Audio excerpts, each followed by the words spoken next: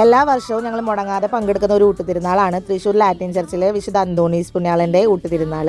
എനിക്ക് മിച്ചാനും വളരെയധികം വിശ്വാസമുള്ളൊരു പള്ളിയാണിത്. മിക്ക ചൊവ്വാഴ്ചകളിലും ഞങ്ങളിവിടെ വന്ന് പ്രാർത്ഥിക്കാനായിട്ട് മറക്കാറില്ല. അതുപോലെ തന്നെ ടൗണിലേക്ക് വരികയാണെങ്കിൽ ഞങ്ങളിവിടെ കയറാതെ പോകാറില്ല. അപ്പോൾ ഈ വർഷവും ഞങ്ങൾ ഇതൽ ബേബീനെയും ഫാമിലീനെയും ഒക്കെ കൊണ്ട് ഊട്ടിന് വന്നു. ഇതൽ ബേബിയാണ് പ്ലേറ്റൊക്കെ പിടിച്ച് അത്രയും സന്തോഷത്തോടു കൂടി നിൽക്കുന്നത് മാമുണ്ണാനായിട്ട്. രാവിലെ 9:30 മുതൽ രാത്രി 9:30 വരെയാണ് ഊട്ട് നടത്തുന്നത്. ഞങ്ങൾ രാത്രി 7 മണി നേരത്താണ് പോയത്. എന്നിട്ടും ഭയങ്കര തിരക്കായിരുന്നു. പിന്നെ ഇതൽ ബേബിനെ കൊണ്ട് പോകുന്നതുകൊണ്ട് നമുക്ക് വേഗത്തിൽ കയറാനായിട്ട് പറ്റി. കുഞ്ഞുങ്ങളുള്ളവർക്ക് കൺസെഷൻ ഉണ്ട്, വരി നിൽക്കാതെ കയറ്റുന്നുണ്ടായിരുന്നു.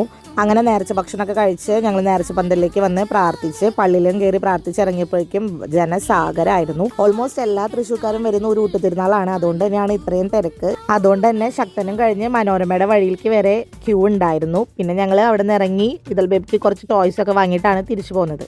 അപ്പോൾ ഇത്രയുള്ള ഇന്നത്തെ വീഡിയോ. Thanks for watching.